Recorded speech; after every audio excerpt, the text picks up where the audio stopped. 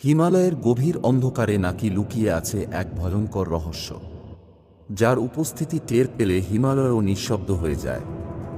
নাম ইয়েতি। তুষারের ওপর বিশাল পায়ের ছাপের গল্প শোনা গেলেও 1951 সালে এক অভিযাত্রী প্রথম সেই ছাপের ছবি তোলে, আর তখন থেকেই জীবন্ত হয়ে ওঠে ইয়েতির রহস্য। এমনকি 2019 সালে ভারতীয় সেনার কিছু সদস্য দাবি করেছিলেন যে তারা নেপাল সীমান্তে তুষারের মধ্যে সেই বিশাল পায়ের ছাপ দেখেছিলেন।